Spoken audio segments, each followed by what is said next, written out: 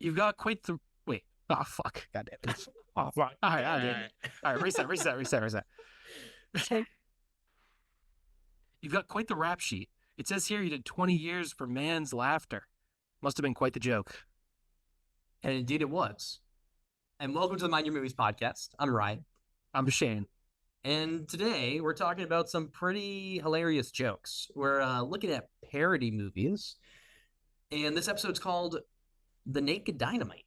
We're looking at the new Naked Gun movie, the one that just came out, just hit theaters, stars Liam Neeson this time around, and Black Dynamite from 2009. So we've got two pretty awesome, hilarious movies to talk about.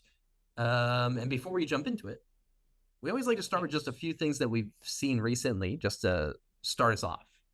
Shane, you want to start? Yes. So fair warning for everyone. We're going to get into spoilers with the main movies, but this section, no spoilers at all. And I watched a couple good things recently. I guess, I'm going to start with one. Which one should I start with? I'll start with the one with the longest title. Oh, my son, what have ye done? That's the title. That is quite a title. Werner Herzog movie, directed by Werner Herzog, and executive produced by David Lynch. Michael Shannon plays a guy who's kind of completely batshit insane, and he kills his mom at the beginning, and then he's holed up in a house, and Willem Dafoe is a cop who's trying to reason with Michael Shannon in the house. They're sort of a standoff situation, police and someone holed up in a house.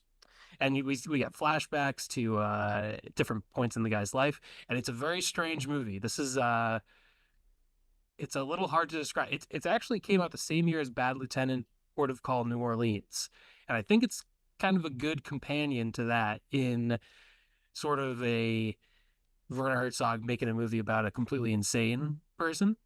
And there's like a guy, he has flamingos for pets. And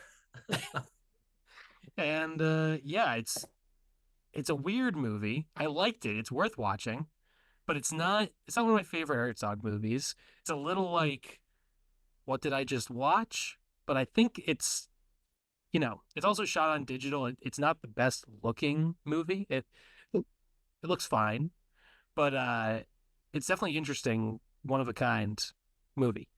And it's kind of got like some dark humor to it. And overall, I'd recommend people check it out if any of those names sound interesting. I mean, it's pretty stacked. Like Werner Herzog, produced by David Lynch, starring Michael Shannon, Willem Dafoe. Chloe Sevigny is in it too. She's Michael Shannon's character's wife in the movie. Also, Michael Pena plays a different cop, and Udo Kier plays Michael Shannon's acting coach. He was also an actor, and we see a couple flashbacks to that. And so it's kind of a stacked movie, and it's not like great, but it's unique and interesting. So I'm glad I watched it. It's streaming on Amazon Prime if anyone wants to watch it. Nice. That's a pretty interesting rec real quick. Hold on. My boy, what have ye done? My son, what have you done? Dang, that makes way more sense actually. The kind of more rhythmic, I guess, with son. Anyways. Yeah, if you think it's my boy, I mean, what are you, an idiot? I mean, geez. Yeah, that's embarrassing. Yeah, I would never make a mistake like that. That's really. Yeah. That's just terrible. Anyways, well. So from now on, this will be a solo podcast. Ryan's been fired. No. Well, I'm going to make it much easier for everyone. I got a one-word title here on my first rec, which is Together. Oh, nice. I didn't see this one. Pretty much, well, I guess it didn't really just come out. It feels like it just came out because I kind of been traveling a lot, so I haven't seen a whole lot lately. But it's only been out for a few weeks. And it's the Alison, Brie, and Dave Franco movie where there's some weird stuff going on. They just got a new house, and there's some weird stuff going on. And I don't think it's any surprise that there's a little bit of body horror in this movie. I think the trailers or even the teasers kind of made that pretty obvious. Even some of the posters make that pretty obvious. So I'll say it was on the lower side of quantity of that type of stuff, but it was still pretty. It was very effective when it happened. But ultimately, because it's in there at all, I think that still deters the people that it would deter. So I don't think there being not a whole lot of it means that if you were too queasy during, Cronenberg, this is The Fly or something, you should go watch this. But it was really good. I think uh, there's a lot in there, kind of metaphorically about kind of marital issues and kind of relationship stuff. I mean, the name of the movie is Together, right? So there's a lot in there. There's also some really surprisingly good moments of humor that I did not expect going in. Um, Good, because it didn't seem very fun, to be honest. Look, I think this and Weapons are kind of interesting in that I was thinking about, well, sorry to cut you off to talk about Weapons. We are going to, most likely, we're talking about Weapons next week. We're going to do a full episode to it, devoted to it, because that movie is, it's awesome. Ryan hasn't seen it yet, but I've seen it, and it's pretty fantastic. But I feel like in the 2010s into this early 2020s, there's like the elevated horror, type of a subgenre, and they're very self-serious and metaphorical, kind of slow paced, like really well made, but also not the most thrilling and like crowd pleasing type of movies. And Together, I thought fit a little more into that category from just, I haven't seen the movie, it's just from the trailer and whatever I've seen. But Weapons is kind of this like new trend I feel like is coming in horror of bigger, more crowd pleasing, like a little more exciting type of horror. I think maybe Jordan Peele was like an early guy in this where I mean, obviously Get Out was like 2017, so it's early, but I feel like horror movies are transitioning more into that, and Barbarian and Weapons are kind of these movies where they're like, okay, these are horror movies that can have meaning and like thematic depth, but also it can be funny and exciting and stuff like that. And I feel like based on the marketing, Together seemed like it was going to be pretty serious, and also I felt like I kind of knew what it was going to be just from the trailer, so I didn't exactly feel like I really gotta check it out. So that's part of the reason that I haven't seen it yet, is because mainly those two reasons. So I don't know if you want to yeah, respond to that. Is that accurate? Like, is what you see in the trailer like, okay, well, I know where the movie's gonna go? to an extent, definitely. I mean, it definitely goes in that direction, right? I would say the journey on how it gets there is pretty interesting. Um, and kind of the outcome of all of that is still interesting, but unfortunately, it is a movie that suffers from the trailers being too much, right? I mean, Yeah. I think this is a big problem. I think it probably always has been, but it certainly is today, where trailers are giving up a lot of information. It's been this way for a long time. Um, so unfortunately, I mean, you probably have an idea of where it goes, but I do think the journey is still interesting there. I'll say it's harder to compare it to Weapons with having not seen Weapons yet, but I will say this had moments of humor, but I also wouldn't say it was like, it's not like it was always, it's not like there was always a good, funny moment to lighten the mood, but there was enough of them where it was an enjoyable time. Hmm. Which I think is important with like some, especially with like body horror, right? I mean, I think of like uh The Substance, and it gets really, really dark, but then also there's a lot of really, I mean, even like especially the final act is like hilarious, right? It's like over the top and absurd in a really funny way. And I think that helps kind of let you leave there in a more positive mood. Um, and I think this doesn't really have that much humor in the end, but it does have, I think, moments where uh, the whole theater was laughing a little bit. Oh, interesting. Okay. Yeah, it didn't come off that way from the trailer. So, but Weapons, I'll tell you, a lot of very funny moments. Also a lot of genuinely creepy moments. There and Weapons did a great job of not spoiling basically anything in the trailer. Like the Yeah, trailer is like, okay, it's the first 5 minutes of the movie, just explains the premise of these. all the kids in a classroom except one just ran out of their house one night. No one knows why, and then we're gonna go from there. And but it doesn't give away anything else. And I think they did a really good job marketing the movie. And then watching it is just so fun. Like, because I don't know, Cregger is just really good at balancing the humor. Like he uses humor occasionally in like genuine comedy, but also there are scenes that are just fully suspenseful and creepy without humor undercutting it. And he like balances it really well. It's a pretty awesome movie, so I'm excited to talk about it next week. Not to talk about it too much, but Yeah, yeah, no, no, I'm excited too. and I think the substance is not a bad comparison for weapons as far as like the amount of it's different because it's more like body horror versus not body horror, I guess. Uh, but just in the tone and like balancing comedy and horror, and also both of them are really well made. So I think those are kind of decent comparisons. Nice, good. Yeah, I'm very excited for weapons.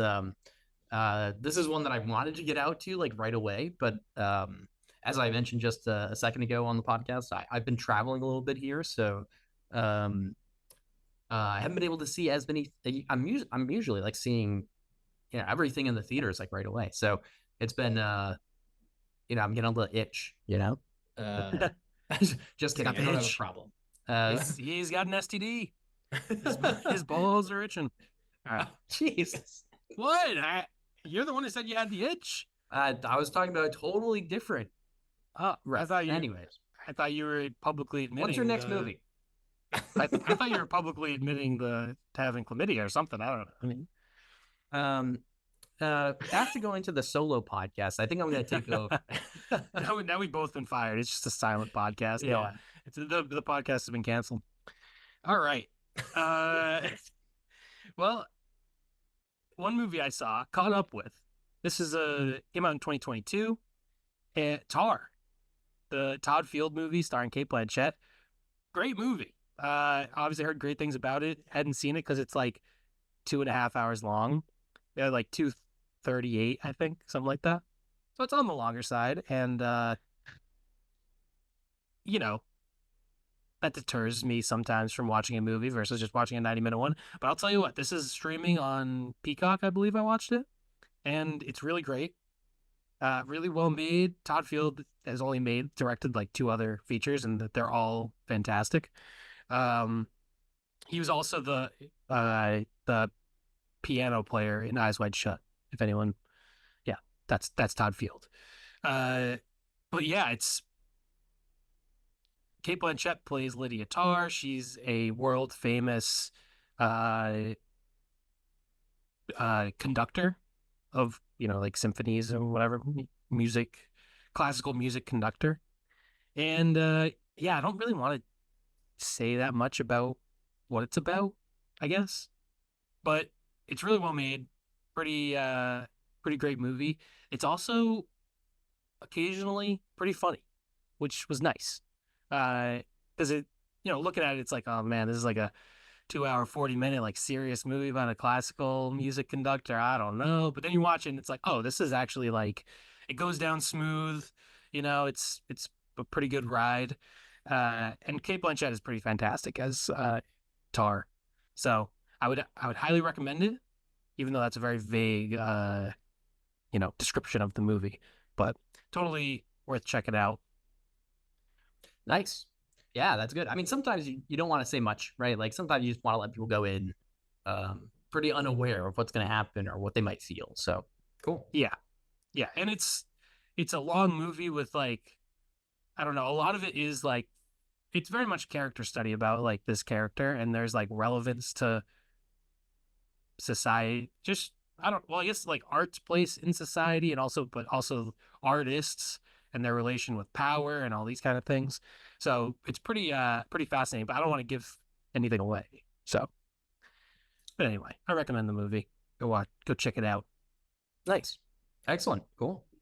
Well, I only got one more recommendation really, which is Your Name.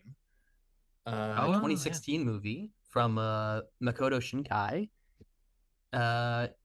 It's I I didn't really know I did not know what to expect going into this movie. My friend was showing it to me while I was over visiting, and this movie was kind of sold to me as like kind of like a weird version of like a Freaky Friday thing with a lot of mystery elements to it. And so the premise is kind of that there's like these two young people, a guy and a gal, and they're swapping bodies kind of every few days or something. And they start to realize what's happening and they leave each other notes in their phones. It's a really interesting way of doing this. Um, and and then eventually one of them stops. Or I guess they both stop transferring into each other's bodies or something. And we're following one of them as they try to investigate kind of what's happening. And I that's really all I can say about it. It's a gorgeous animated movie. There's a lot of really interesting stuff going on with this, like the way the camera does stuff in the movie. The artwork itself is really gorgeous, and the mystery is really intriguing. And then as it goes on, and you start to kind of fill in the blanks of what's happening, it's a really rewarding experience. And the end gets pretty exciting and pretty interesting. And I think there's some clear metaphorical like analogs to uh, what might be going on in the director's mind, or at least like subconsciously in the in the air around some of the stuff that the movie deals with. Um, but again, I don't want to say too much because I think this is another one of those movies where kind of going in with less information is was for me a really positive experience. So Yeah. I strongly recommend it though. I think this movie was so impressive. Yeah, nice. I remember seeing this back years back, and I remember it being good. It's definitely a sort of a romantic anime kind of a thing, right? Obviously, there's like whatever sci-fi fantasy elements to it, but it's kind of a romance first and foremost, I guess. Definitely, alongside the main genres is definitely romance. But Yeah, yeah, it's one of those. It's kind of a hard one to kind of rank the how you define it, right, with the genres and stuff, because there is a yeah, lot of like body swapping and like sci-fi stuff that's happening, and there's also the romance, and there's also just the adventure piece and stuff. So yeah, definitely there yeah, is a strong romance piece to it. yeah. Cool, cool. The last thing I'll recommend before we get into our movies, it would have been a perfect transition, but where it's the Naked Dynamite. So we're talking about the Naked Gun remake first. But I went back and watched Truck Turner, which is from 1974, a blaxploitation movie, directed by Jonathan Kaplan and starring Isaac Hayes. Also, oh, never mind. I thought it was co-written by Isaac Hayes, but it's not. Maybe I'm thinking of something else. But co-written by Michael Allen and Oscar Williams. Truck Turner is, Isaac Hayes plays the titular Truck Turner, uh, titular Truck Turner, a lot of T's, and he's a bounty hunter, and he, goes and bounty hunts people, and he's basically kicking ass throughout the movie. I think the movie was originally written for a white, to be like a white character, and then they changed it to be a blaxploitation movie, and yeah, it's pretty great. Yaphet Kotto plays a pimp. There's sort of a several pimps, and know Truck Turner's Truck Turner's anti-pimp basically. He's fucking up these pimps basically, and Yaphet Kotto is like the big bad kind of, and he's really great. Uh, Also, Scatman Crothers is in this movie, like in one little tiny scene, and I was like, "Oh, Scatman Crothers." I've only really remember him from The Shining. I don't think I guess One Flew Over the Cuckoo's Nest. He's in that too, uh, but yeah, also Dick Miller's in it, so there's a pretty cool supporting cast. And overall, it's just a really fun, exciting action movie. It's like pretty well made. You can tell it's a little bit lower budget. But yeah, I wanted to watch more blaxploitation movies like leading up because I've only seen a few, you know, in the past. And this ended up being a good one. I know there are also ones like Dolomite is like a little maybe lower budget and lower production quality, perhaps maybe not as competently made. And so I think Black Dynamite is maybe parodying that element of the blaxploitation subgenre as well. But Truck Turner is a legitimately like very good, entertaining action movie, and I would definitely recommend people check it out. Nice. Yeah, I think that would be, like you said, kind of a perfect segue Would have into been, our. It would have been, but sadly we have these very hard and fast rules. We cannot deviate. Right. No, So never. yeah. So in that case, so we're gonna talk about the Naked Gun remake. Ryan, this was your pick. Kind of worked out perfect that we happened to choose parodies right as this movie was coming out in theaters. Yeah, yeah, and this is one that I mean, certainly I was excited to see in theaters, and pulling it that day, I was like, this is awesome. I know I'm gonna see it. Makes it an easy one to be able to talk about because I know I'm gonna go see it. I hope I'm gonna like it. Um, it is almost it's kind of risky though to do that because then if I didn't like it, that would have maybe not been as fun to talk about. But it was indeed a very fun movie. But uh, anyways, it's written, co-written and directed by Akiva Schaffer, who was part of the Lonely Island or is part of the Lonely Island group. Done a bunch of stuff for SNL. Done well, also all the Lonely Island like music videos back in the day, and all those short skits. Remember, I'm on a boat. Yeah, I know Do the you remember Lonely these Island. things, right? I like so good. So we good. like sports is one. Yeah, That's a good one. there's one about something being in a box. Yeah. Anyways, Yeah, Dick in a Box, great one. My dick in a box. Right. and so Justin kind of, Timberlake. yeah, definitely, and actually, it's interesting. Not to deviate too much from the movie, real quick, but interesting. Those things were like really early in, I feel like, in like internet short humor things, right? So, um, Yeah, they kind of went from like random, comedic sketch music videos to to SNL and directing big movies, and but they started just, I think, just posting those music videos on YouTube, right? yeah, totally. Pretty And awesome. so they definitely cool to see that growth in somebody that like when I was, I think when we were in like middle school, we started. I started. That's certainly when I started to get exposed to Lonely Island, and cool to see, Schaefer now doing like this huge box office movie. So very Now, cool. I have a very serious question. Out of the three Lonely Island guys, whose dick in a box would you like to see the most? No, no, no. We're not starting this. We're not starting our talk about the Naked Gun. You have to fuck, marry, kill each of their dicks in a box. That's the question. We're gonna revisit that question at the end, maybe. No, come on. Come on. This is cowardly. Come on. All right. You want to go? You want to answer? I asked you. No, no, no. All right, fine. If you're gonna be a coward, I'll do it. All right, go for it. What do you got? What do you got? Jorma. I'm gonna fuck Jorma, marry Akiva, and I'm gonna kill Andy Samberg. Why kill Andy Samberg? He's had it too good. He has had it really good. He's one of the biggest stars. You know what I mean? He's had a great life. If I had to kill his dick in a box, he'd be fine. But you can marry him for the money though. I marry dicks in boxes for love. So someone clip that. And it's not fuck, marry, kill them themselves. It's just their dick in a box. Just their. It could be disembodied actually. But maybe all their dicks have been cut off and put in boxes, and now we have to pick which one we fuck, marry, and kill.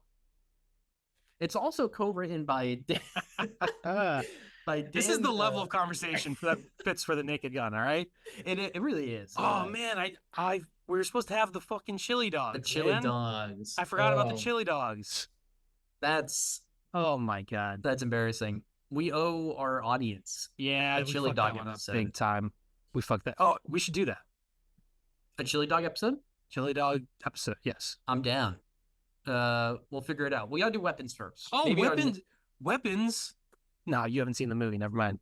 I'm not doing chili dogs in a weapons episode. It's kind of hilarious that hot dogs are also relate to weapons. All right, we'll see. We'll see. They it relates. It relates.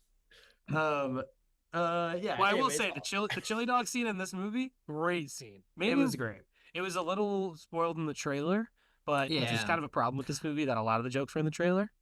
But that was one of the funniest bits.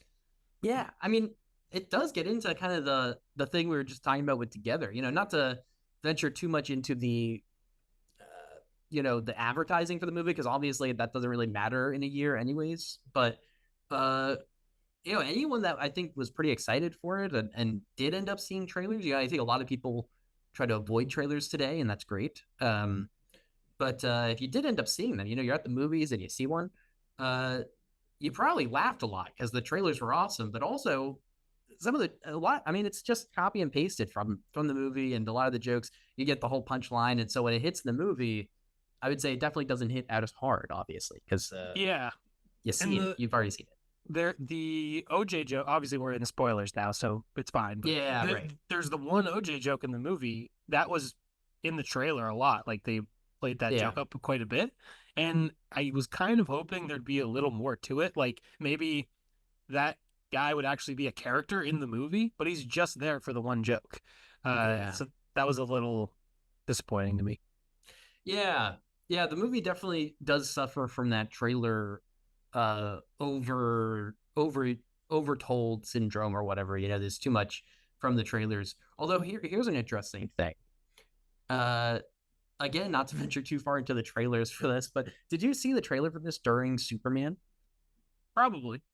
There was like a special trailer for this movie during Superman where Liam Neeson talks to the screen and introduces and is like, "You guys are here to see the Man of Steel," and then says some quippy lines, but that were like, was it about like saving comedy movies or something like that? maybe, yeah. I kind of forget, but I remember there being a unique trailer, and that's kind of interesting. I wish more trailers were unique from the movie. Don't give away too much. Just give me some jokes that I wouldn't see in the movie, maybe. And then in the Blu-ray you can throw in the trailers, and I actually will watch it, maybe. But, anyways, I'm rambling. But It's funny because they're different. Like the Naked Gun is Paramount, and Superman is Warner Brothers, so there's not even like a connection there. So kind of weird. that is funny. I wonder. I wonder how that works, because Liam Neeson in that trailer definitely mentioned the Man of Steel talking to the audience, and so yeah, I guess you could probably just pay enough to be in. I mean, have your trailer in a certain slot, but yeah, I guess that's how it works. I guess it doesn't really matter, but I always assume like when there's stuff like that going on, it's like cross promotion with like within a company kind of a situation. But anyway, right. All right. Yeah. So anyway, we've already talked a little bit. The movie obviously stars Liam Neeson and Pamela Anderson as like the two main people in the movie. Interestingly, Seth MacFarlane was a producer on the movie, and I think it's pretty obvious. I think watching the movie, it kind of has a lot of like MacFarlane isms in it, where a lot of the jokes, yeah, and also just real quick, we're not doing a no spoiler section for this movie, like we've done with some newer movies. One, because it's going to be a little bit old by the time that we're doing this, and two, because it's kind of hard to talk about a comedy movie.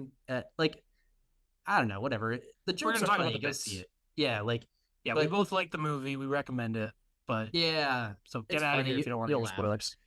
Yeah, but there's the bit with when there's the snowman.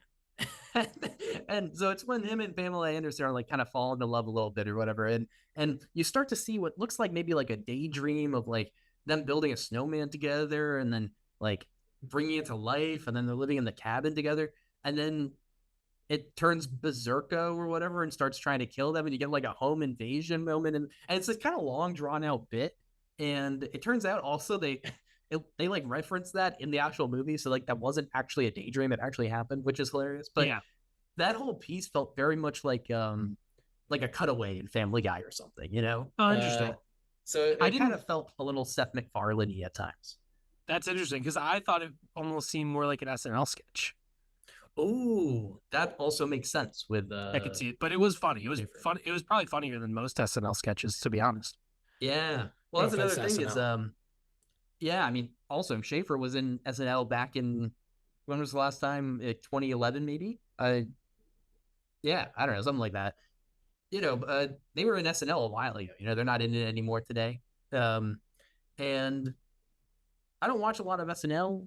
I honestly never have watched too much of it, but I'd be curious if how the humor compares back in like that, mid 2000s time, late 2000s versus like today, because the Lonely Island guys are hilarious, and I don't know too much about the current writers there or anything, but Yeah.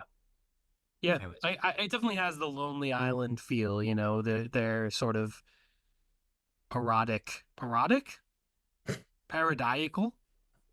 Sound like you said erotic at first. No, parodic, Parodiacal. their parody style of humor. Their Yeah, style of parody humor. It's kind of a blend, I feel like, of the Lonely Island style and the original Naked Gun style of humor. yeah, Like this movie does it. It doesn't feel out of place in the Naked Gun franchise. right. I don't think it's as good as like the original, but it's it's a similar style of humor, just sort of updated and you know brought up Yeah, to modern references and stuff like that, including a yeah, Bill Cosby joke. yeah. That was awesome. Well, yeah, I was not expecting that. That was like Yeah. just that wait, maybe just it was just like the one random edgy joke in the movie, which was funny, There but was one more, and it's also the interesting thing. It's always the villain making the edgy jokes. oh, There's interesting. there was another edgy joke when he says, I don't even remember the context of this actually, but he says the R word, and then Liam Neeson says, "Are we allowed to say that?" And then he goes, "At my club, you can." And Oh, okay. and Yeah, that was kind of another edgy joke. what was the context of him saying that again? I don't remember. I don't remember. Well, yeah, I, I Yeah, I do remember what you're talking about. yeah. I think there was one other edgy joke. If you remember, do you remember the crane? And it's the crane from the arcade games. Yes. Yeah, yeah. I thought that was a little bit edgy. Like after the crane's big scandal, like to have the crane from arcade games in this movie was very very edgy. Like that the crane was really creepy with kids. I mean he was doing a lot of inappropriate things, and to cast the arcade game crane in a motion picture is like was kind of a real edgy choice. Shane, what the hell are you talking about? The crane from arcade games, he's been canceled. Have you been on the internet? The guy's a predator. The the crane, the mechanical Yes, the three pronged. the inanimate object that stole millions upon millions of dollars from working class families turned That's out to true. also be a real predator. I mean, it was. I was surprised it wasn't cut out and replaced with a respectable actor, someone maybe a Kevin Spacey could have played the role. You know, Hey, listen. Say what you no. I'm just kidding. say what you will about Kevin Spacey. The guy could play a mechanical crane. He's I got think range. his fingers would Oh be yeah. fantastic. Um. Anyways, yeah, definitely a couple of edgy jokes, but not too many. And I think that was a big selling point for me. I think watching, one of the first movies when we were picking parodies, one of the first movies that comes to mind when we think of parody. Well, what is like the first movie that comes to your mind when you think of a parody? I mean, The Naked Gun would be one of them for sure. It would be Next. Airplane or Scary Movie. Yeah, okay. Scary Movie is kind of the first thing that comes to my mind. Obviously, Airplane and a Naked Gun and all these things, but and Scary Movie, I think there was this big trend from then on for parody movies to be very raunchy and over the top and overtly inappropriate and just offensive, like always offensive. Every bit was about some people, right, or something like that, right?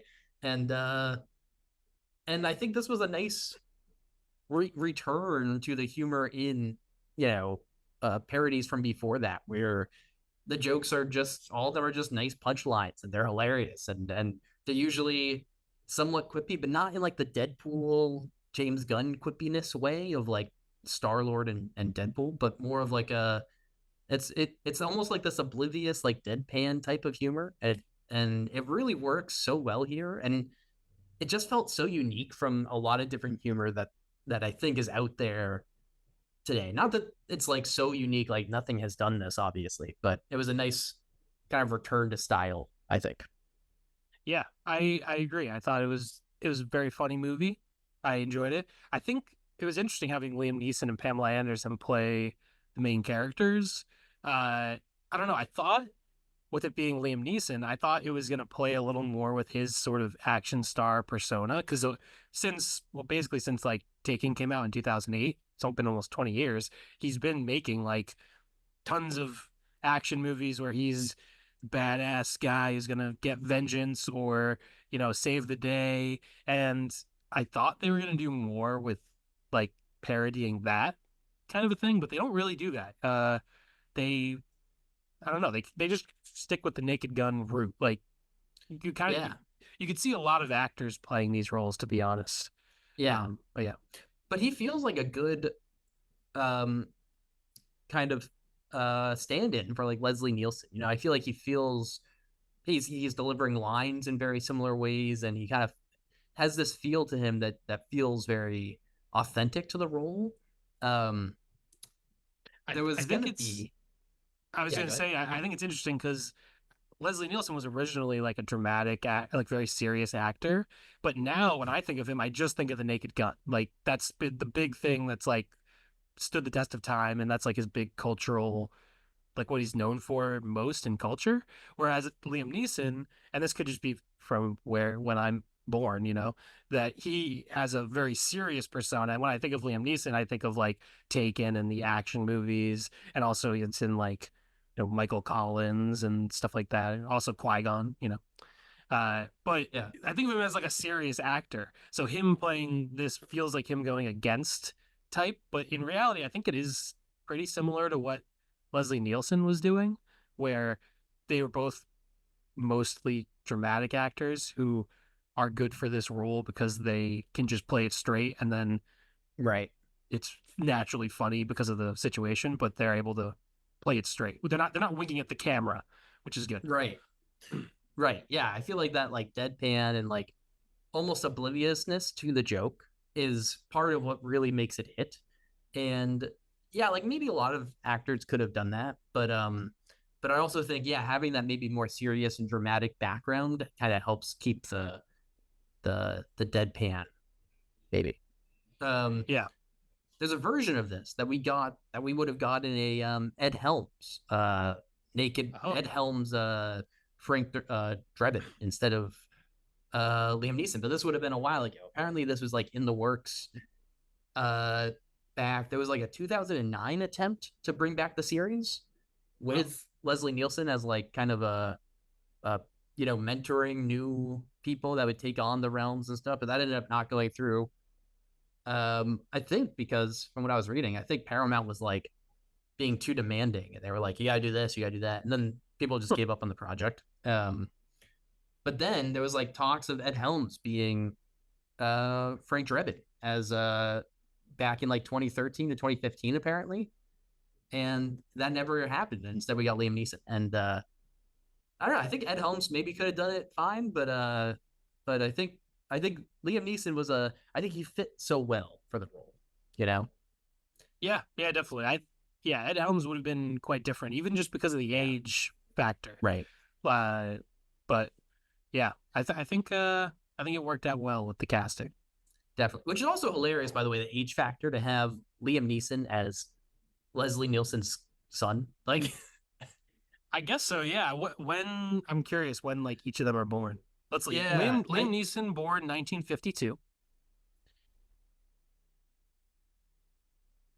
Hold on. Silence. yeah, Bad we're for a working. podcast. I should have talked. 1926. So he's Oh wow, 26 years older than Liam Neeson. So it makes sense. that actually works. I feel like, yeah, I guess that's well, that works. Never mind.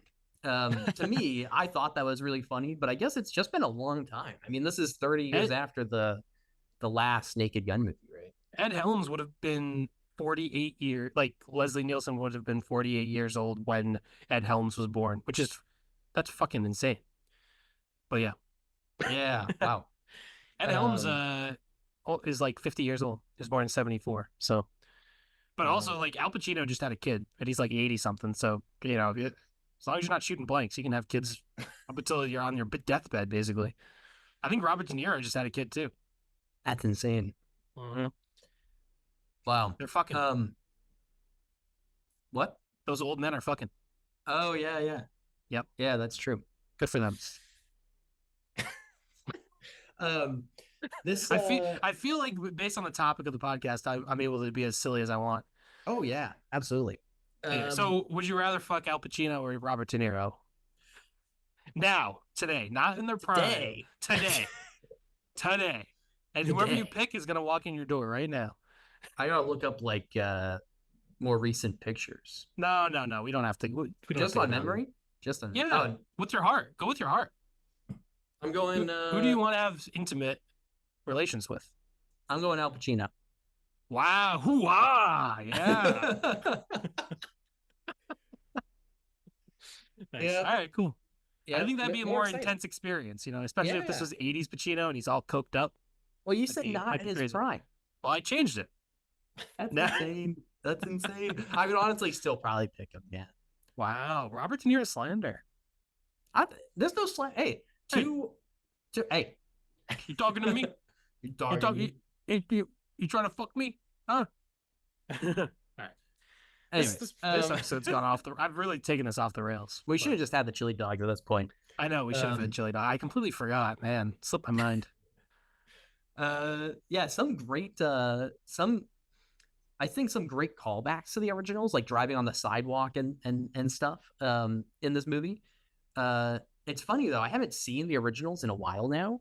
And watching this movie makes me want to go back and watch them. Because, one, the movie was just so funny. But two, like, a lot of it kind of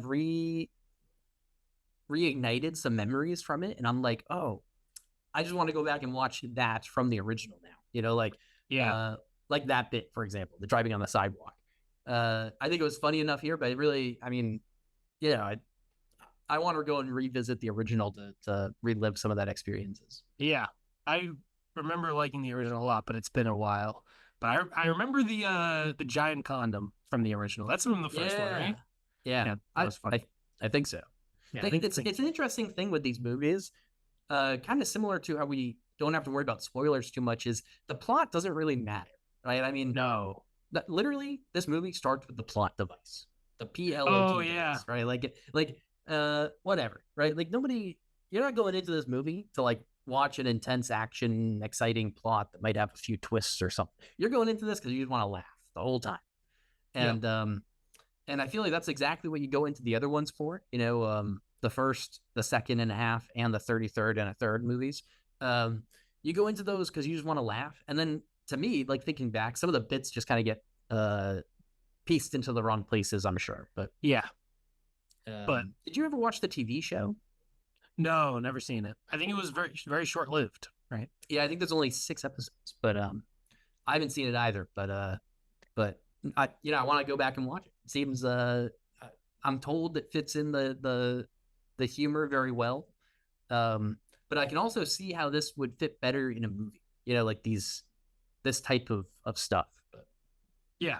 I will say this movie, like, it's only about 80 minutes long. It's really quick. It doesn't really waste time. I almost felt like it was maybe a little too short to where it felt a little like in one ear out the other. Like there are some jokes that I remembered and definitely liked a lot, but also I don't know that the movie stuck with me that much. But that's kind of the nature of like these silly parodies where you kind of just enjoy it. But there are a lot of, I do remember several bits. Like obviously the crane was very funny despite the controversy, and the infrared, the guy like spying on them with the infrared, and then that was a good position. That was very funny. Yeah. But yeah, I don't know. If you're gonna Ponzi Scheme Arena. Ponzi Scheme Arena. Oh yeah, the crypto arena was just called Ponzi Scheme Arena. Yeah, it was the crypto. Because they're all sponsored. Yeah. Yeah, I think it's the Crypto.com Arena. Is it in LA? Well, it used to be the Staples Center. Now it's Crypto.com Arena, and so I think that was the joke. But yeah, that was good. There's the I mean, spoilers. There's the Dave Bautista cameo at the end. That was That was good. that was funny. Uh, so yeah, I do remember. It is very good. But I'm just gonna say, if you're gonna cast the Crane, you could have had OJ's son be a character in the movie, and he could have got thrown off things. He could have thrown, like OJ would be the rag doll in the original. Like if we're gonna just lean into the controversy of the Crane, we might as well keep OJ's character in the movie. Am I missing something here? I'm just no, I'm just being honest about my, interpretation of this very controversial figure in our popular culture. Like Honestly, Crane, really Crane? I mean, in 2025? the problem is the biggest memory I have of Crane was Toy Story, and at least at that time, definitely a wholesome character in the household. That's the thing with, Bill Cosby. We thought he's America's dad. He's so friendly. Turned out he's a monster. Wait, what? What do you mean? You got to do some research. Crap. You might have missed a couple things. After you look into the Crane controversy, you got to check out the Bill Cosby controversy. Oh man, I'm so far. Not even really controversy. It's just crimes, I guess. But yeah, man. Crane maintains his innocence, so whatever. Next thing you know, you're gonna tell me that this Donald Trump guy has something going on. Seems like an upstanding American citizen to me. No, yeah, that guy's never done anything wrong in his life. And it's funny, Trump has so many controversies that actually it's like overridden, and now people forget them because there's so many of them that they drown each other out. Yeah, insane. Yeah, it is insane. Yep. Just looking at my notes here, I don't have. Well, here's one other thing is, I think the callback to the snowman thing. One, I think that was one of my favorite parts of the movie. That was just really funny. And as you learn that it's like getting goofier and goofier and still going on, it just gets better and better. It doesn't feel like it runs itself dry at any point, which was good. But it also kind of felt to me a little bit like the I Know You Should Leave show with Tim Robinson. And I didn't know this until after doing doing my own research afterwards. But I didn't know that Akiva Schaffer co-directed some of those episodes. And I can see that makes a lot of sense. I think it's very similar humor to a lot of the other stuff he's done. So yeah. It would have been funny if there's an interrogation scene and Tim Robinson is a cop and he's just slamming the table, screaming like a maniac. Yeah. Could have been good. That would have been great. I here's a thought. Tim Robinson as Frank Drebin.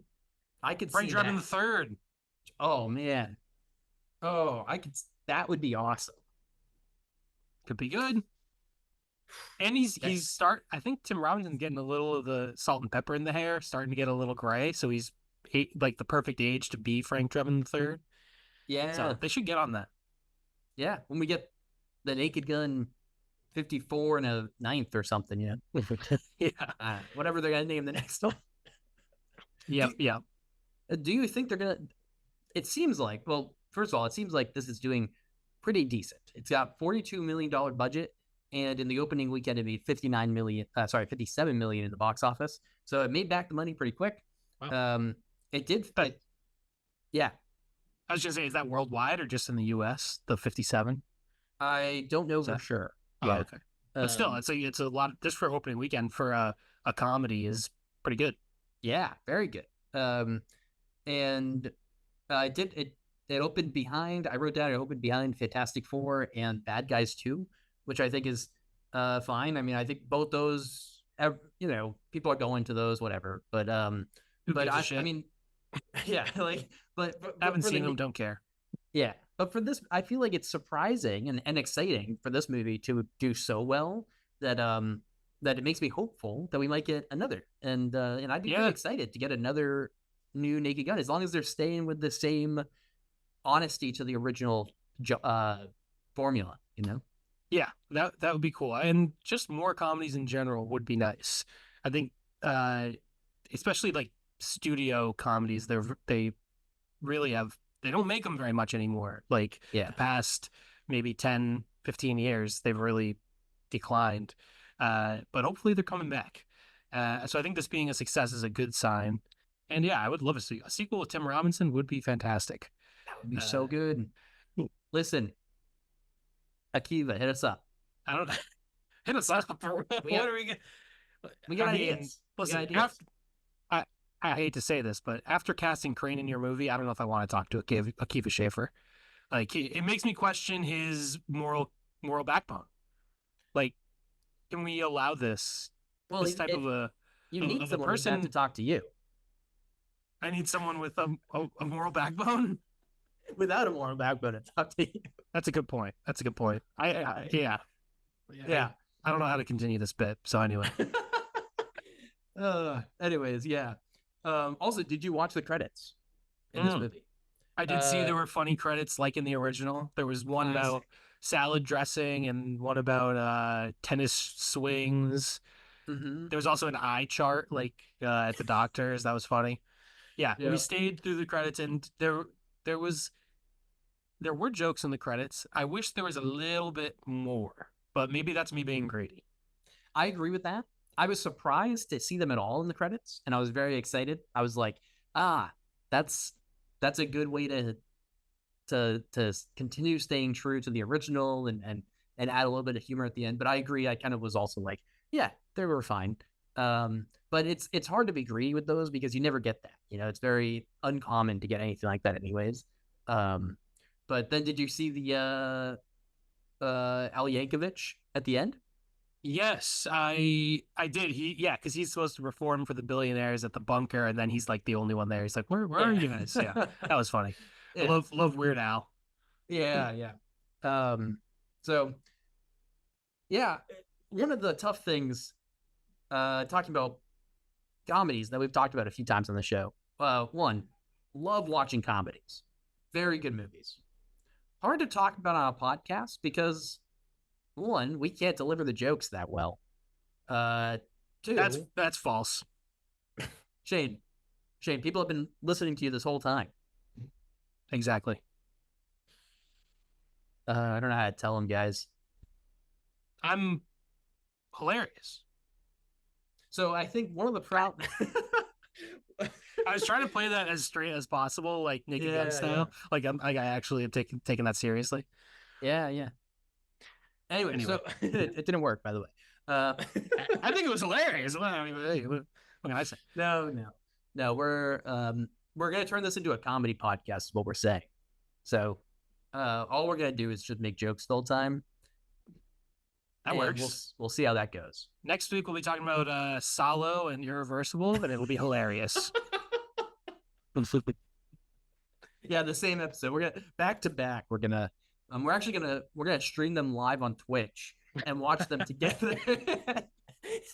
Yeah, that would be fun actually. Like watching free like public domain. Yes, I was just streaming public domain movies and doing like a watch along on Twitch or something. That could be fun. That would be cool. That's a cool idea. Hey, if anyone's interested in that, let us know. Because that would be a really fun idea. It could be that, maybe not all the time, but that could be a cool special treat every once in a while. Yeah, I think that'd be cool. Even if it was like once a month, we could do something like that. That could be cool. Yeah, that'd be awesome. And then some chance for some live hilarity from us. Some awesome bits because we're so funny, but also live interaction with you all. So you don't have to wait for our responses in Letterboxd or anything. Like just jump in and chat about the movie right away. That could be cool. We could watch some old movies. We could watch some low budget like Ed Wood movies and stuff like that. Could be fun. Yeah, I'm gonna write that down. We're gonna do that. But mind your movies on Twitch, or I don't know. Would you be able to do it on YouTube? I'm not sure. I think you can. Hey, you can probably just stream right on YouTube. Yeah, I think so. We'll have to look into it. But yeah, keep an ear out. We'll look into it and talk more about it at some point soon. Our next episode. Yeah. Or something. But, yeah. But yeah, because like one of the things is like a movie like this. This would just be an awesome movie. Like the theater experience for this movie is so fun because everyone's laughing along, and it just it adds to the liveliness and the experience. Comedies are always better, I think, when you watch with people, and so being able to do that online for some old movies would be pretty awesome. I think that'd be a great experience. But Yeah, definitely. And it's interesting that comedies have become less popular with like studios and making them, uh, you know, big things. Maybe like the Hangover franchise, like was the last big comedy thing, and then the third one kind of bombed, and maybe that was a sign of the end of the comedy boom of like the early 2000s. But uh, it is really good for a theatrical experience, like to have a big crowd and yeah, enjoy. But I think like you were saying when I cut you off to make a joke, it can be hard to talk about these movies, especially because this one we saw in the theater with the so I'm not taking notes on my phone because I'm not an asshole, and then I'm with my girlfriend, so I don't want to bring a notepad into the movie theater and be a weirdo. no, So you want to I enjoy the bits, you want to enjoy the moment and everything. yeah, I mean if I did bring a notebook, it'd be like Yeah. scribbles and mess anyway. Uh, but yeah, so it can be tough to talk about comedies because you just kind of been like, oh man, the infrared bit that was hilarious. Like it looked like he was fucking the dog. That was funny. And but there's not that much else to say about it. Yeah, I think that's why one of the things about uh one of the things about comedies is just their kind of impact or legacy, right? Like the Naked Gun being able to come back after 30 years and have something that doesn't really feel like a nostalgia ripoff or something, like a lot of movies that are coming back. I feel like there's a lot of movies that will pop like I haven't seen this movie, so I'm gonna say this and I could be wrong and I apologize, but Freakier Friday, right? Like it's coming back after 20 years or whatever, and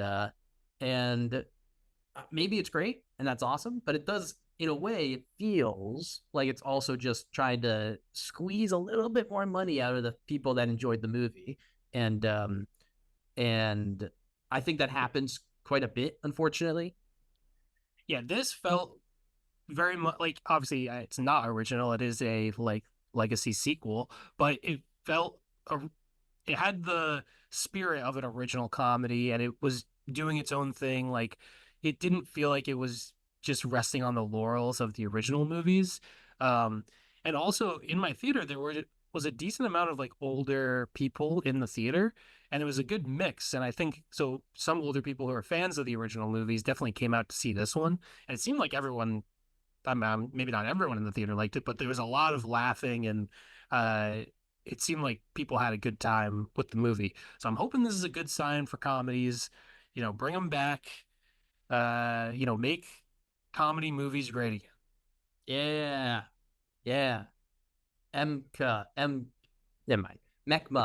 Mecma, make comedies. Oh, whatever. Listen, I don't know why I just said it. Whatever.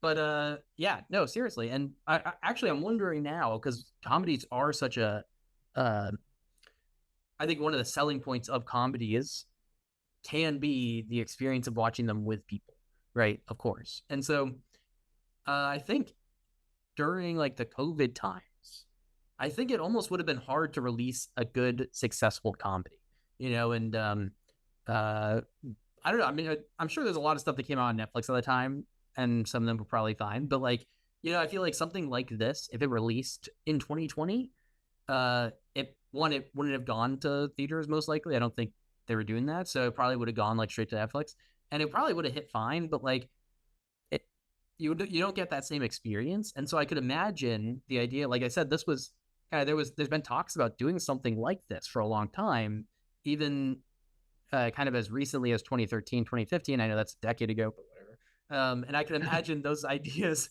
kind of drowning out during COVID as people aren't going to theaters. And even at home, you're not really experiencing the movie with people necessarily as much as you would normally be.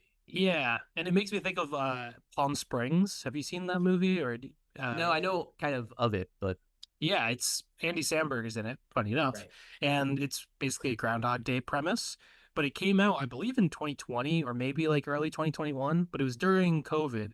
And I think it coming out during COVID kind of worked because there's the element of like him replaying the same day and being alone. Like there's the isolation of it, which kind of related to COVID in a way. But I feel like that movie, uh, like Groundhog Day is like such an iconic cultural thing where literally, oh, it's a Groundhog Day premise. Like if you say, oh, it feels like Groundhog's Day, then everyone knows it's like, oh, it feels like the same day over and over again. Like it's so Yeah. impactful in culture. And Yeah. Palm Springs is kind of like it came out on streaming. People watched it and enjoyed it because it was a good, funny movie, but it doesn't have that like staying power. And I feel like maybe, the Naked Gun coming back, maybe hopefully we can get back to comedies being culturally impactful again. Because like when we were kids, like in the 2000s, it was like Will Ferrell movies, and there was the Apatow movies, like Superbad, The Hangover, like huge comedies. Even like Freaky Friday, Mean Girls, tons of big comedy movies. Like those were some of the biggest movies of that decade, I think.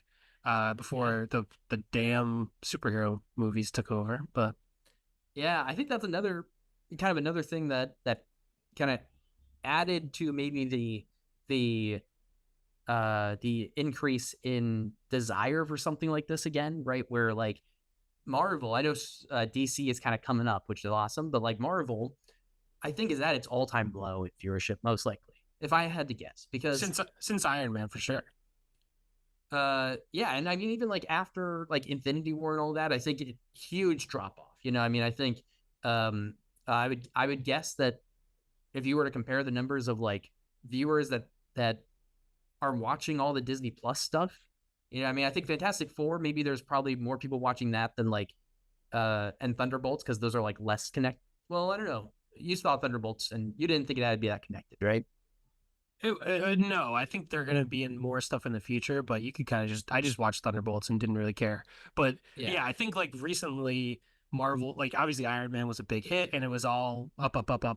And then yeah, I think after like Endgame, there's been a lot of, the Marvels and the Eternals and stuff that kind of came and went and don't even, didn't Yeah. have much of an impact. So yeah, they definitely seem to be on a downward turn. So I'm hoping something will fill that void.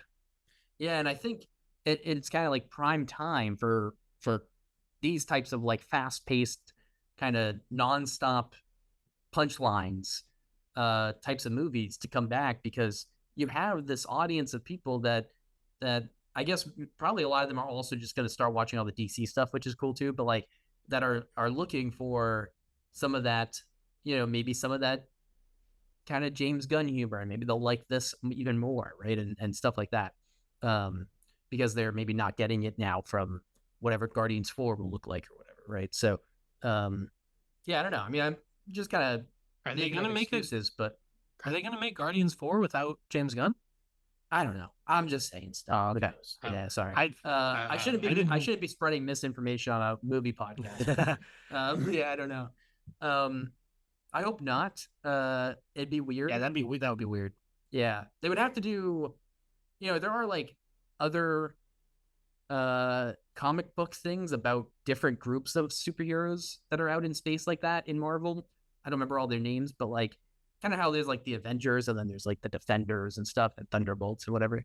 So maybe they'll just do another group, and like Rocket and Groot or whatever might be with them, and then whatever. But Right. Yeah. anyway, But I so think yeah. I think there is like this kind of part of an audience at least that is not getting the stuff that they were kind of filling this void with or whatever, and they might jump in, and maybe they did here with these numbers, right?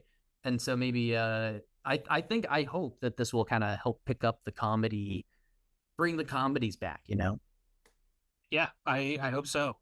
Uh but yeah, I don't know that I have that much more to say about the Naked Gun remake. It was a good movie, solid. Should we get to our ratings maybe? Absolutely. What'd you give I gave it 3 out of 5 chili dogs. it?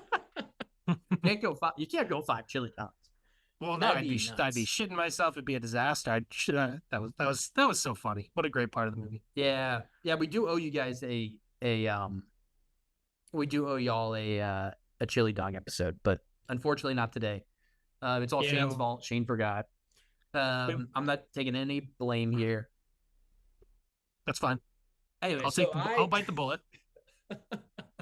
I I gave this 4 stars. I actually left the theater so positive that I gave it 4.5 like right away.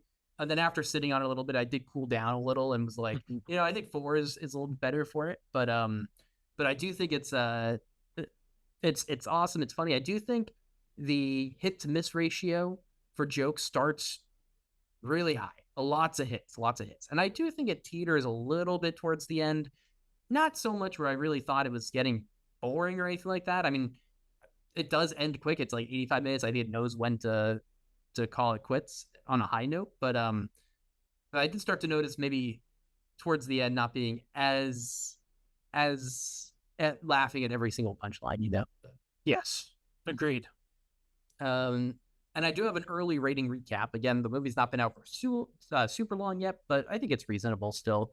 It's got 7 out of 10 on IMDb right now, 88% on Rotten Tomatoes, and 75% audience score, and 3.5 out of 5 on Letterboxd. So overall, pretty good stats, bringing it to an average of 7.5 out of 10. So pretty good numbers. It's nice. Again, it seems like from the box office, from the ratings, it seems like it's doing well, and I'm super excited about that. Yeah, I agree. One thing I will say, we didn't mention this, Paul Walter Hauser is in this movie. I really like Paul Walter Hauser. I feel like he was a little underutilized. Yeah. Like we just talked about the movie, I didn't even mention him because I think his character kind of gets pushed aside, and he's not in the movie that much. But when he is in the movie, he's good. Yeah. Yeah, definitely. It's tough. I mean, that's another. I mean, we're missing so much funny, good stuff from this movie. But also there's a bunch definitely recommend watching it. Yeah, there are also some cameos in the movie that I didn't even mention. But there's like a UFC fight. Well, not UFC, whatever they call it, something else. But there's like an MMA fight at the end with Justin Gaethje and Kamaru Usman are there. Dave Bautista's at the end. Cody Rhodes is the bartender. I didn't even realize it was him at first because he looked. I think he maybe had a wig on or something like that. But anyway, it's a funny movie. Yeah, definitely. Speaking of the golden era of 2000s comedy, 2009, what a great year for comedy. The Hangover came out, a big hit. But an underrated classic from the year 2009 is Black Dynamite. My choice for our parody episode. Black Dynamite, like I said, it came out in 2009, directed by Scott Sanders, and co-written by Sanders, Byron Mins, and Michael Jai White, who is also the titular Black Dynamite. So yeah, it's I don't know. It's interesting because The Naked Gun, it is kind of a parody of cop, procedurals and stuff like that, but it's not as specific a parody like Scary Movie is a parody of horror movies, or Airplane is a particular parody of the movie Airport, I think. But The Naked Gun is a little more general, the new one. Black Dynamite is very specifically a parody of blaxploitation movies, and this is a fantastic movie. It's absolutely hilarious. I don't know. I think this is the second time I've seen it. It's been a few years, but I've enjoyed it just as much as the first time. A lot of hilarious jokes. Brian, what did you think? Yeah, I also enjoyed it quite a bit. This is also my second time seeing it. And I think we saw it together the first time, I believe, right? Yeah, we did. Yeah. And this time, and I remember the first time I liked it quite a bit. But this time I liked it even more. And we'll get to our ratings at the end. But spoiler, I did bump my rating up. So nice. I liked it the first time. Liked it even more the second time. I think with these movies, I think there's a lot of value to rewatching stuff like this because the jokes are just hilarious. They're worth rewatching. But then there's also the kind of recurring bits, like the little jingle, Dynamite, or whatever with the little jingle, and every time that hits, it's so good, and and there's lots of kind of recurring, in The Naked Gun. sorry to go back already, but the coffee. Like every moment there was like, Yeah. the coffee jokes kept hitting, and like it's stuff like that, like the rewatches. I feel like just you like that stuff every time, and it works. So I Yep. think rewatching this was really fun, and I'm glad you picked it. Nice. Great. Yeah. So it's kind of interesting. This came out in 2009, big time for comedies. Also, this is kind of around the time of, you know, like disaster movie and whatever dance flick and all these like really crappy parody movies that are like sort of post scary movie, like pretty lazy, you know, Right. cheap humor, like. But this really stands out as being quality. And really well made. It also came out 2 years after Grindhouse, and I thought that was kind of an interesting comparison where Robert Rodriguez and Quentin Tarantino made their movies that specifically look like 70s Grindhouse movies. And I feel like Black Dynamite has kind of done a similar thing where, but obviously in a more comedic parody direction. But yeah, it really looks like it's from the 70s. They got all the plaid suits, the afros, the music, the vernacular, or the 70s vocabulary is great. Uh, and yeah, it was kind of also a thing at the time of this sort of throwback style um, that people could, I don't know, people were capitalizing on at the time.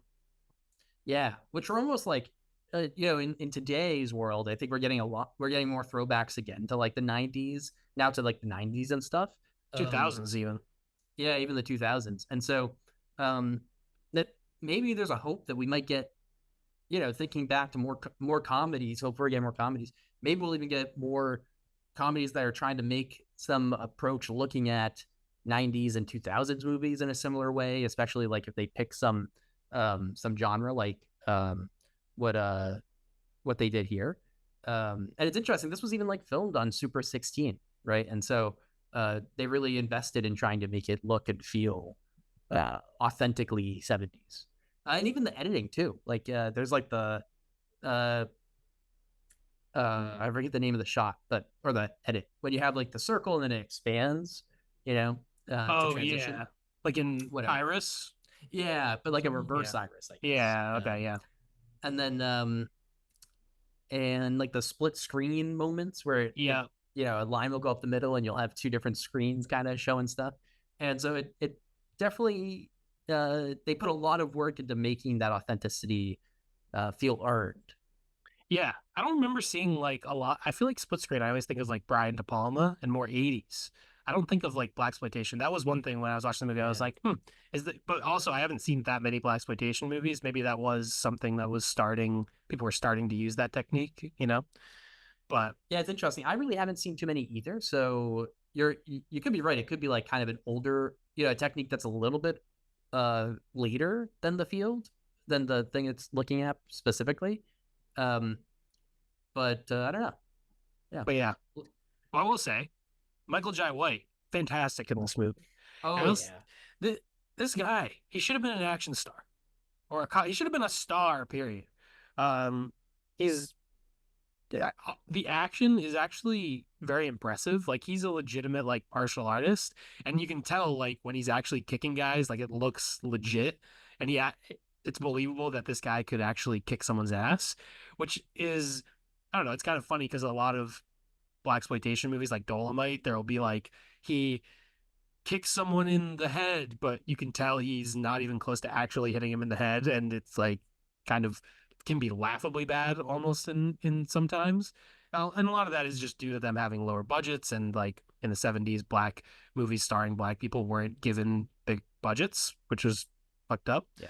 Uh, but I think Michael Jai White, it just surprises me that he didn't become like a big action star. Like we had Liam Neeson in all these movies. Put Michael Jai White in one of these things. It doesn't have to be a 65-year-old man. We could have had, prime Michael Jai White kicking ass.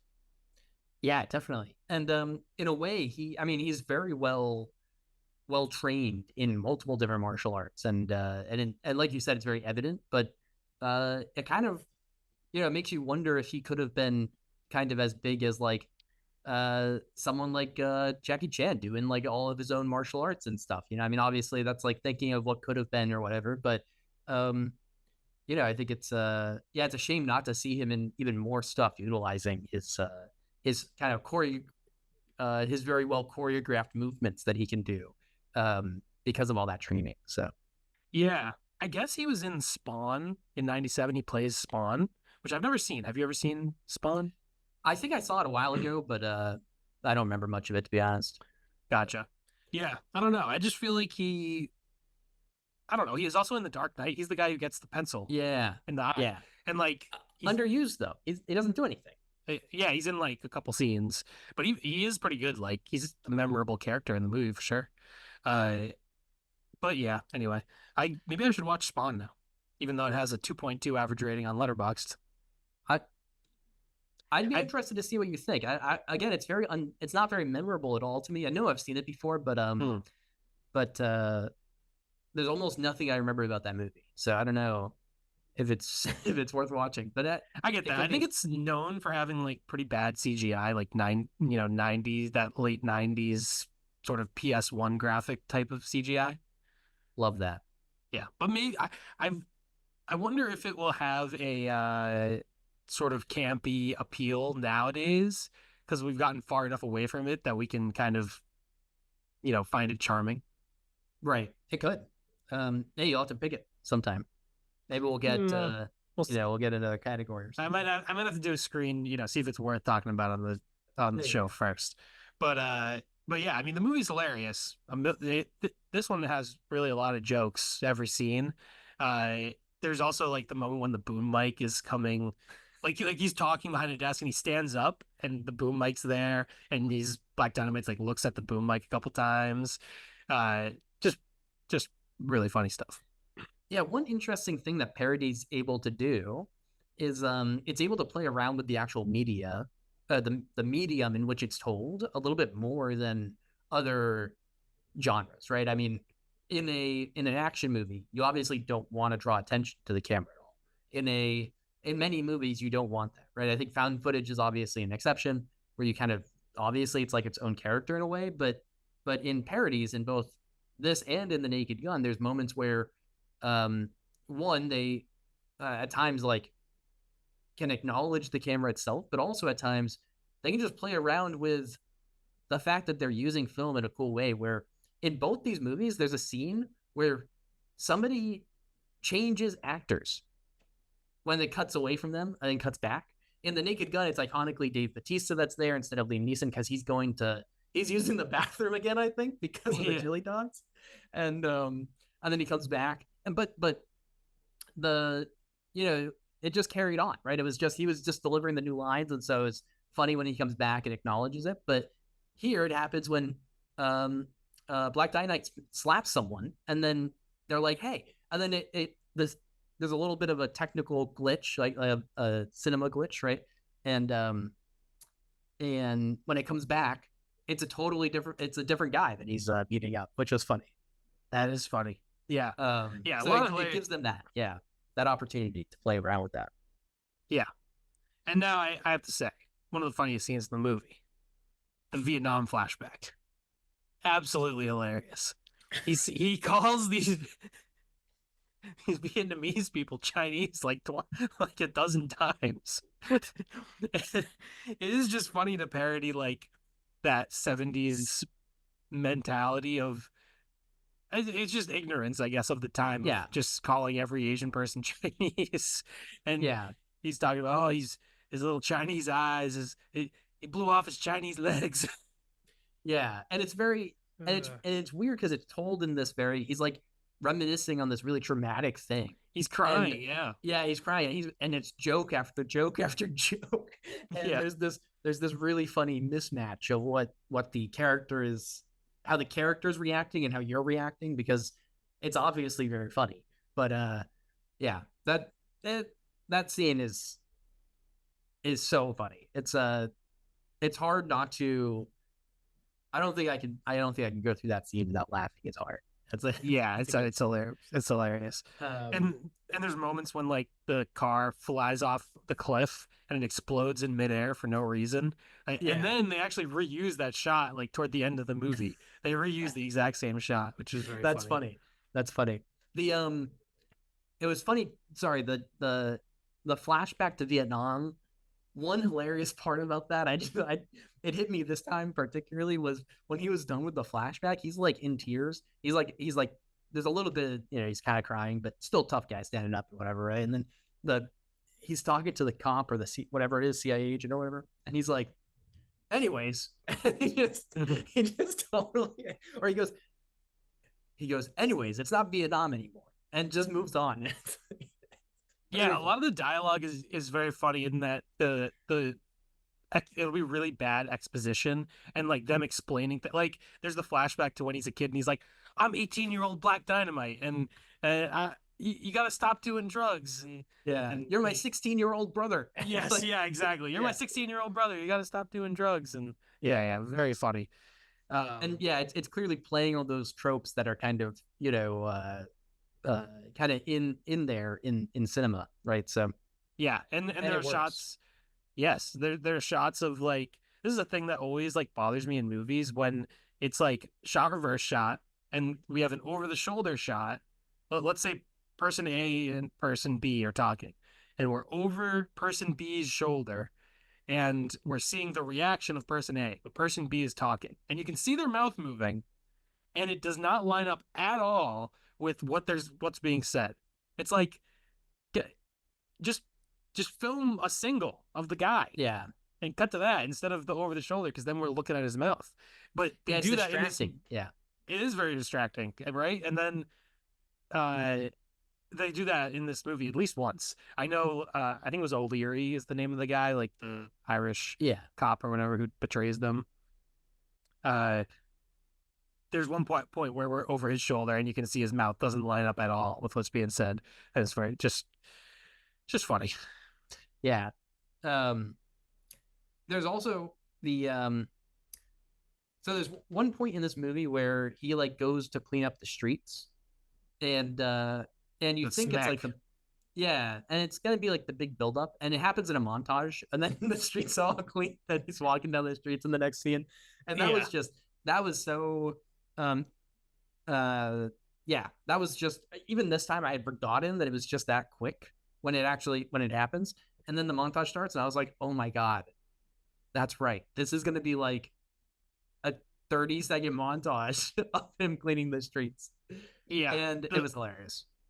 Yeah, the movie like moves pretty fast, and then the ending at Kung Fu Island is very like it feels like it's out of a different movie. Yeah, It's kind of cool. I like it.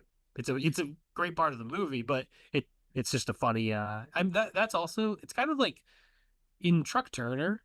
There's like you think one person's going to be the big bad villain, and then it actually like it the way it unfolds, there's kind of more stuff going on, and that is handled more quickly than you would expect it to be, and then it moves on to a different thing, and so it kind of has that interesting structure. Um, so I don't know if that's a common thing with blaxploitation movies of like maybe just from having a low budget or not necessarily following the rules of like 3 act screenwriting and like you can like Yaphet Kotto is basically the I don't know if he's the main villain, but he's a big villain in Truck Turner, and he doesn't even show up in the movie until maybe 40 minutes into the movie, something like that. So, but yeah, that kind of happens in this where, what was the guy's name? Was it like Doctor Wu?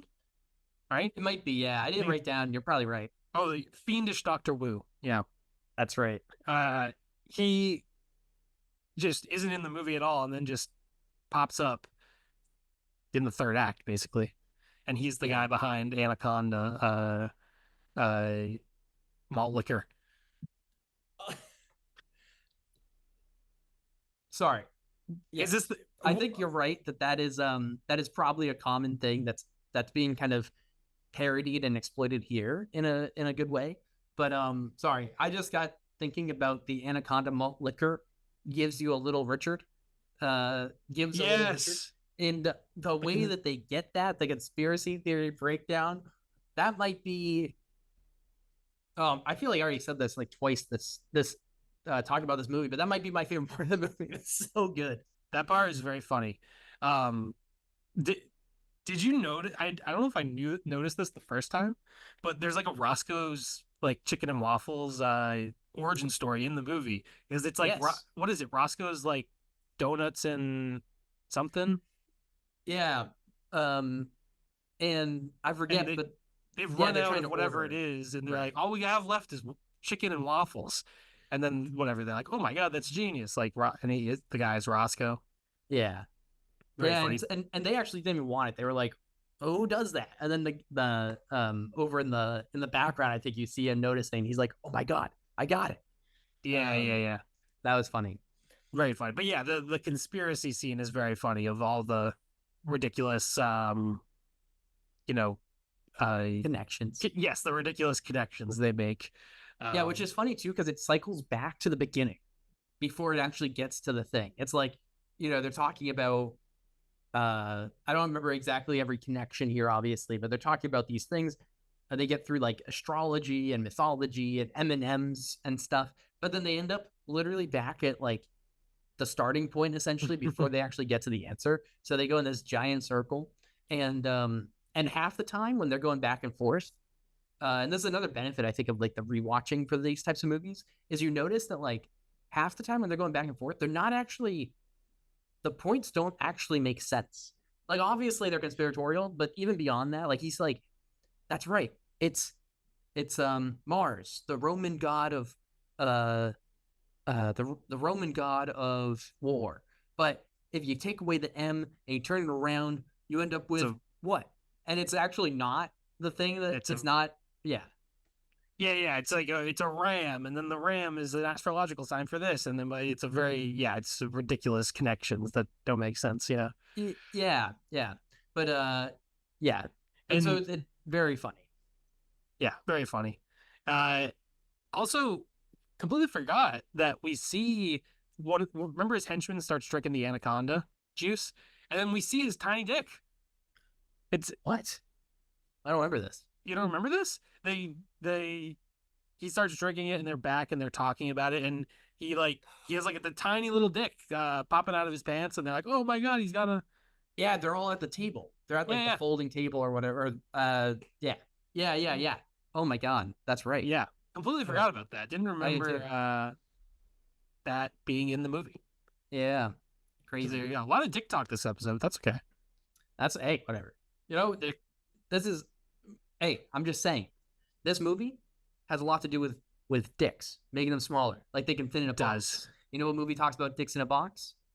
Well, you know who talks about dicks in a box? Who talks about dicks in a box? Lonely Island. The Lonely Island. You know what movie The Lonely Island just made? Pop star, never stopping.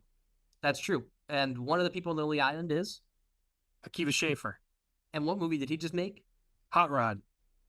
And more recently than that, The Bash Brothers on Netflix. and there's one that like just hit theaters recently. Can't think of it. That's okay. Bash Brothers, right? So if we think about Bash Brothers, right? What is something that you can bash your brother with? A baseball bat? Yep. And if you think about something you just hold in one hand, maybe like this. A gun.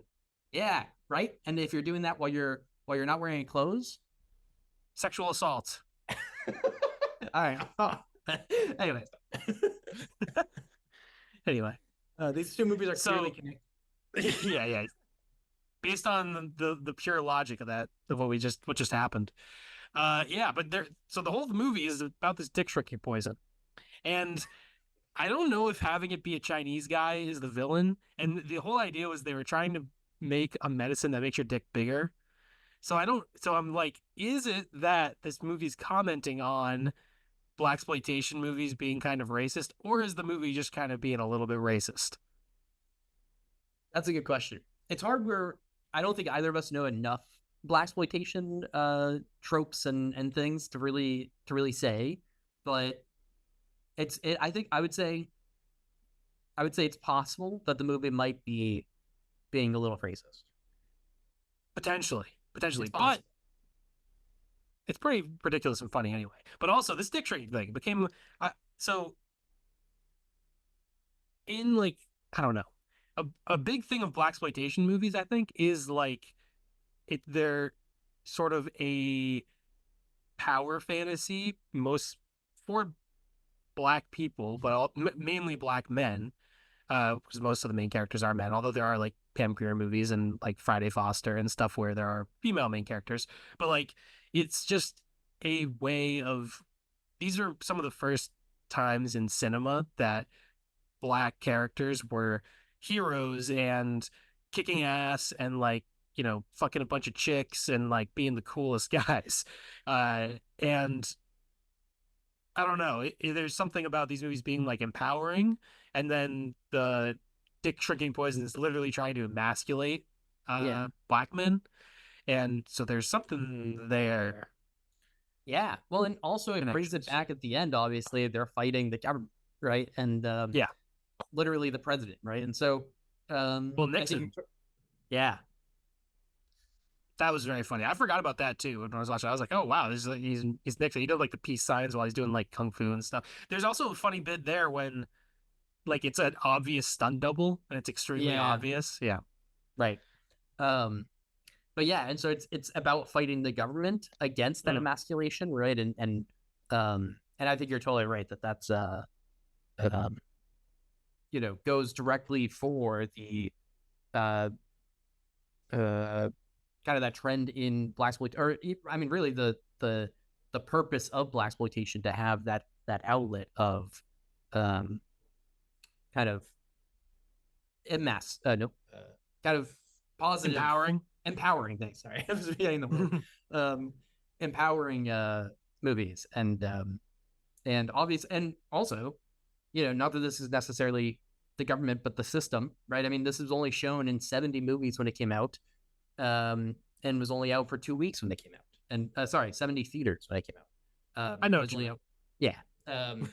Which this movie had a low budget. It was just under $3 million, but it only made 300,000 in the box office because I mean, I'm throwing assumptions at a dartboard here, but I'm gonna say if you only show a movie to 70 theaters, it's not gonna make back $3 million, and so I think there's something here also about kind of ironic. And again, I don't really know why it wasn't shown in more than 70 theaters, but if I had to guess, do we think that race, like inherent racism, might have been a cause of that? It certainly could be, right? Yeah, potentially just them undervaluing what they had here, and it's really become a cult classic over the past 15 years. It's got a pretty big audience now, so I'm glad it found its audience and didn't get lost to time.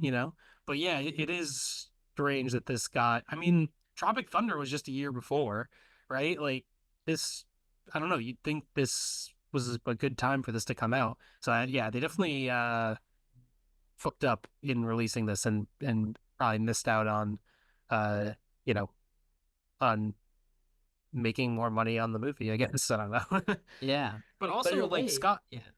I was just gonna say Scott Sanders, like he hasn't, like, as far as I know, I don't think he's directed a movie since. I don't know if he's been working on TV at all or anything like that, but I wonder if like I think he has been working on TV, but I wonder if this movie kind of being a financial failure kind of screwed him over a little bit in being unable to make a movie for the past 16 years.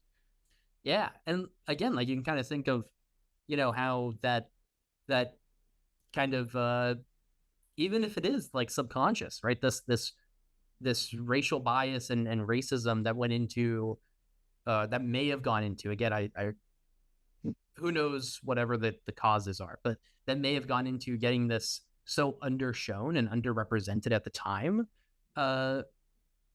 really is just another mechanism of and I mean, to bring it back to what the movie's talking about, literally in the movie, it really is kind of a way to remove that empowerment, right? To oppress that empowerment, right? It's by not letting people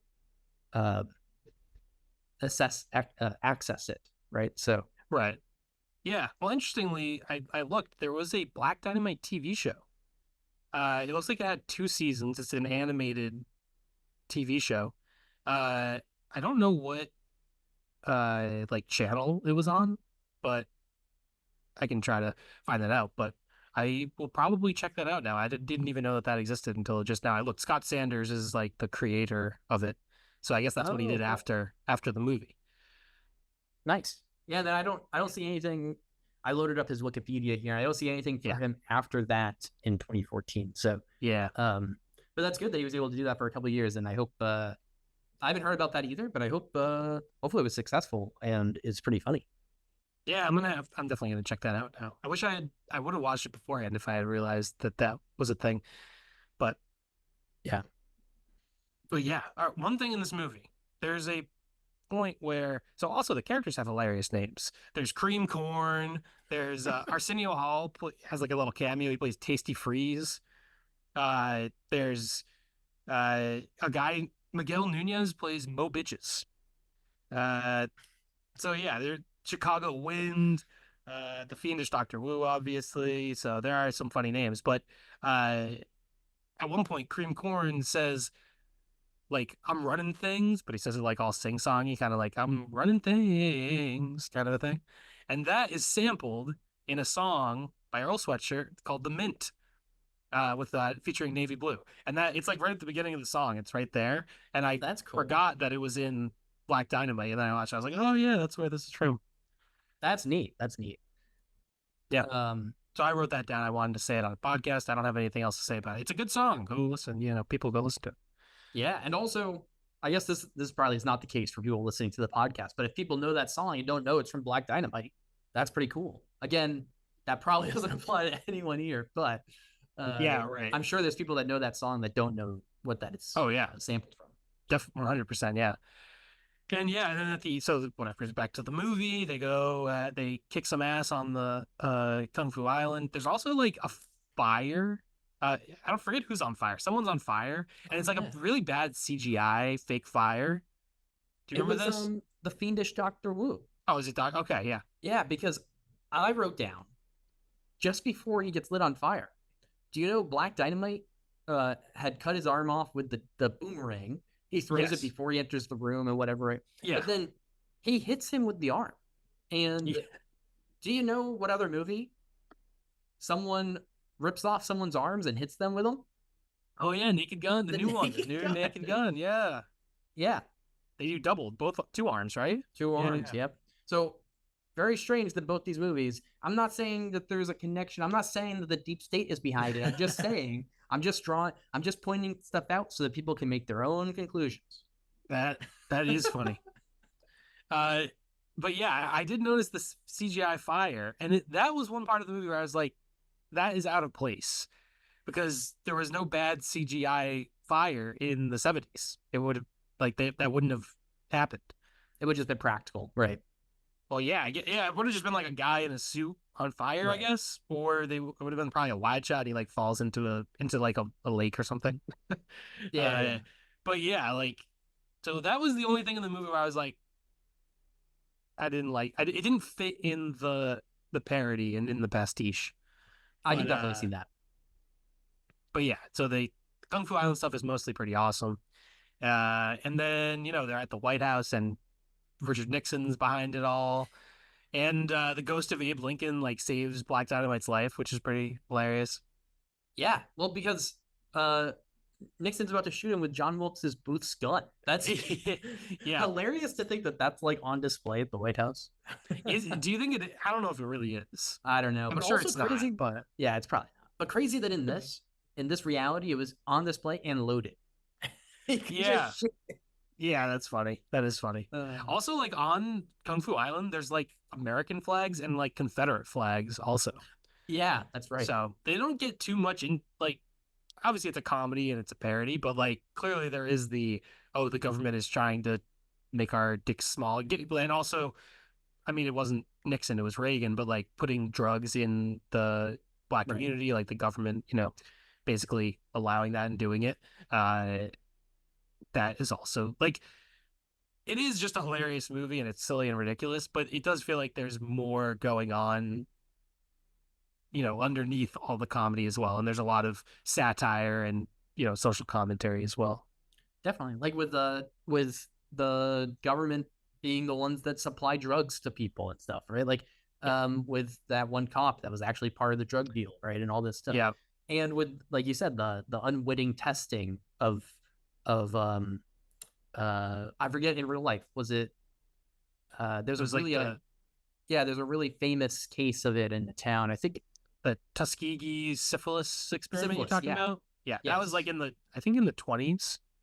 It Yeah. was like I forget what organization or who was doing it. I don't know if it was, I think it was a government sponsored thing. And they like basically gave a bunch of people syphilis and like had people died. They basically, without knowing, it was like a rural community, like black community in like Mississippi, I believe. But Right. yeah, that's Yeah. just real shit that happened.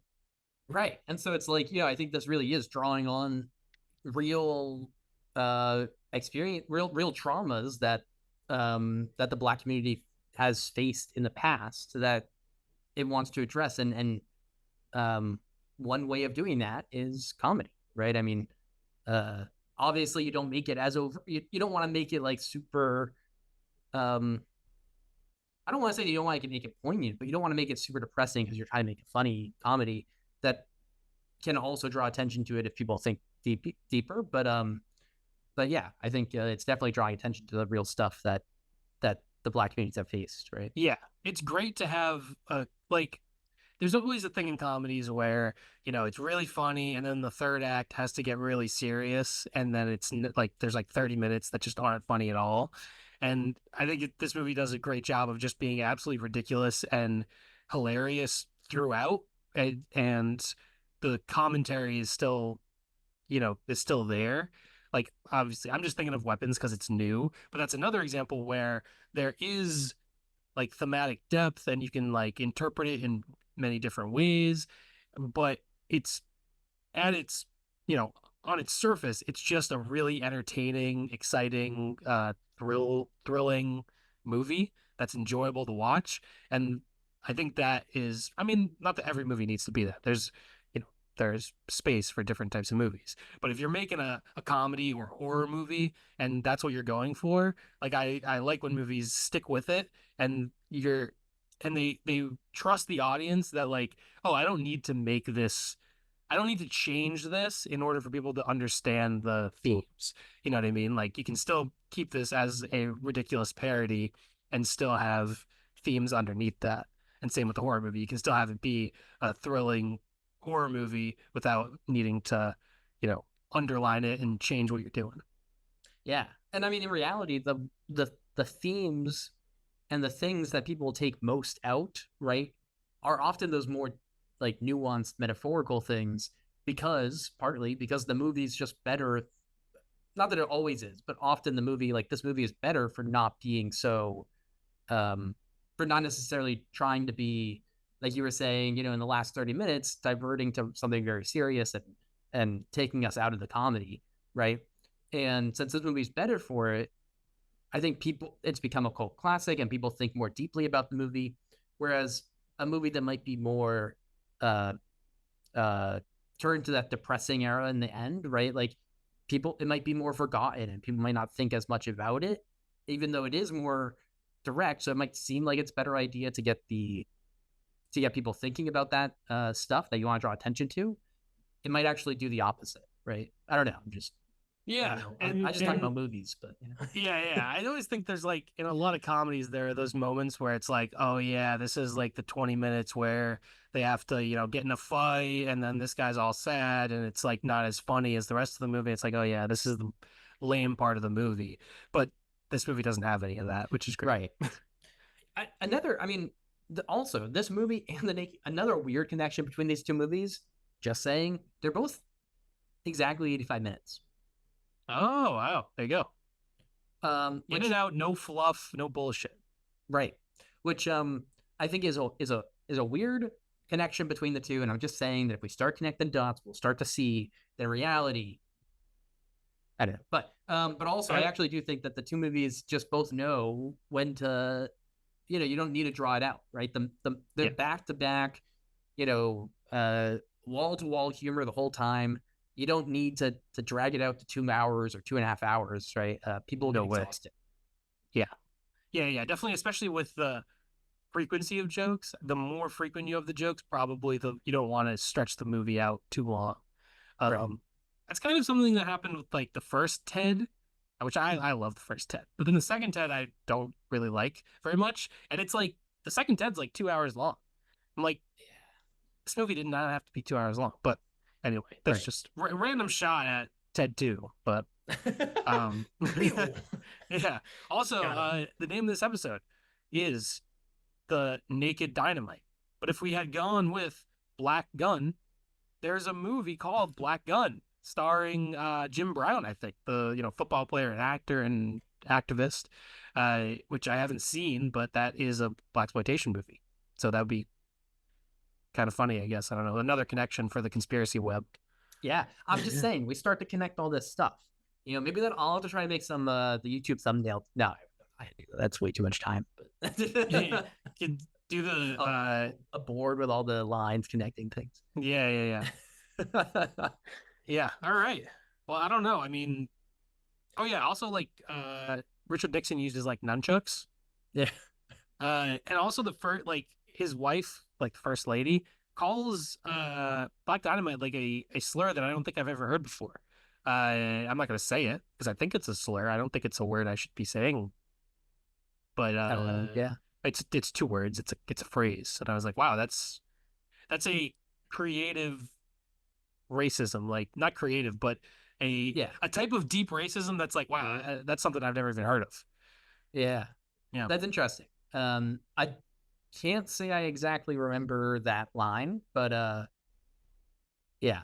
It's not like they dwell on it. It's like really, really quick in the scene. Yeah. But yeah, I don't know that I have that much else to say about Black Dynamite. Great cast, great, really well made movie. I got to check out the show now. So that's fun. Also, just awesome music. But otherwise, yeah, I think that's. Should we do our ratings real quick? Yeah. Yeah. I gave this 4.5 out of 5 anacondas. Nice. I like that. That's funny. I currently have this at 4 stars out of 5. Although after thinking and talking more about it, I might end up upping it to 4.5, but I'm going to keep it at 4 for now, just because we're in the middle of recording a podcast. So, but it's definitely right on that line for me at the moment. Nice. So awesome, hilarious, great movie. But and it's got really good stuff going on in the rating recap. Of course, like you mentioned, it's kind of become a cult classic. It's got 7.4 out of 10 on IMDb, 83% Rotten Tomatoes, 85% audience score, and 4 out of 5 on Letterboxd, bringing it to an average of 8 out of 10. So, nice. Very solid average. Yeah, I'm glad. It was kind of surprising, like to me when I saw that it had a 4.0 on Letterboxd, but I'm glad that it has a 4.0. I'm not. I was just surprised that it was that high. I feel like, yeah, I don't know. Yeah, I get. I definitely know what you mean. Sometimes seeing that is, 4.0 is really high, right? That means, whatever. That's huge, right? That's a very strong score on Letterboxd. Yeah. So that is exciting to see for a movie. Yeah. All right. I guess that's that for our parody episode. Yeah. Before we go, it is time to choose our next topic. So next week, whatever episode that is, like 25.5 or something like that, that we'll be talking about weapons most likely. So go check out Weapons. It's a really fucking awesome movie. I'm so excited.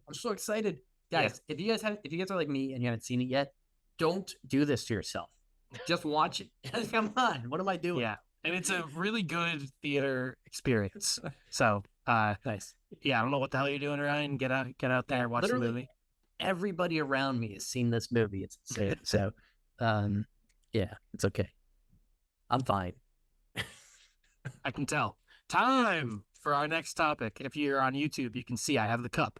I'm not category cheating. Cup. I'm not cheating. Yeah, as a reminder, everyone, our category cup here, as you guys have seen in the past many episodes, this can have anything from genres to decades to actors, directors, really whatever we threw in a bunch of stuff. And it looks like Shane just drew something maybe good. What do you got? The topic for our episode 2 weeks from now will be the Letterboxd bottom 250.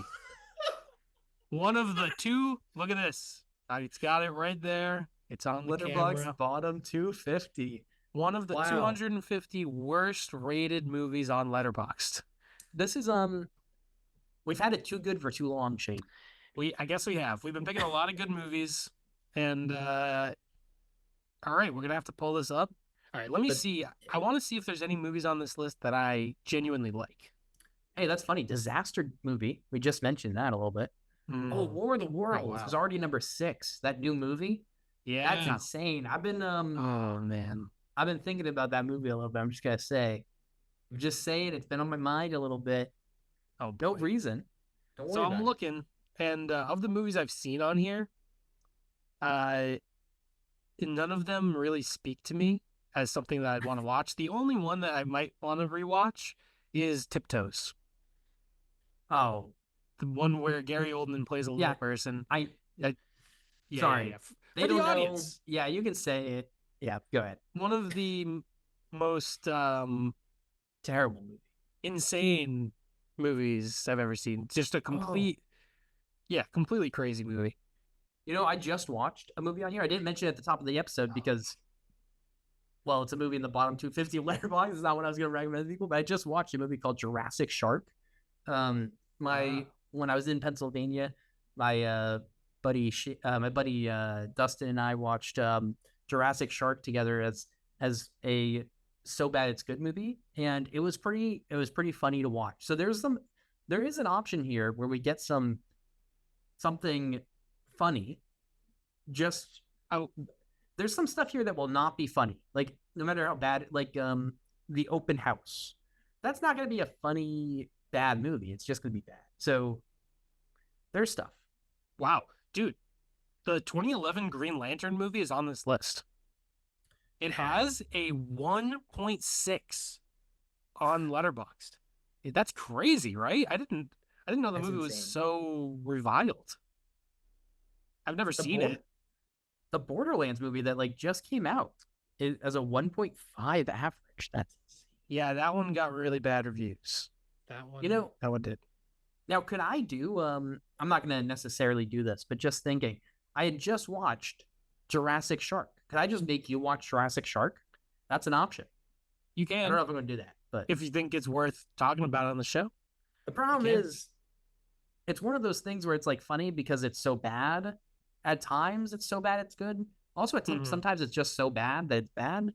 And in the same way where it's hard to talk about just comedy movies that are even good comedy movies, right? It's are we just going to talk about all the things that we laughed at because they were bad, Also, it's funny to me, we're on our parody episode. It's funny to me how many of these are parody movies. Yeah. Yeah, that era there was a lot of bad movies. Meet the Spartans, Vampires Suck, those kind of movies. Yeah. Yeah. So yeah, there are some interesting ones on here. There's Jaws 3D. We could do Dragon Ball Evolution, which is the lowest rated, 0.9. Yeah, we could do the bottom couple. Is there anything else that's under 1 point? No. The next ones are both 1.1. Yeah, they're tied. That's why they're in swapped orders on our list, by the way. Yeah. The Star Wars Holiday Special is on here. I've never seen it. It's like they made it and it aired once on TV, and then it's been they tried to scrub it from history because it's so supposed to be so bad. Well, I hate to do this to you. Although I don't, because we're intentionally supposed to be picking terrible movies here. But this new Ice Cube movie, War of the Worlds, is getting so much talk that I am interested in watching. I know. I get it.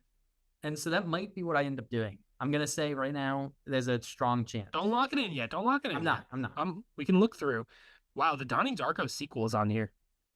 Yeah, what is that? S. Darko or something? S. Darko. Never seen it. I mean, right now I'm looking at Madam Web is on Netflix.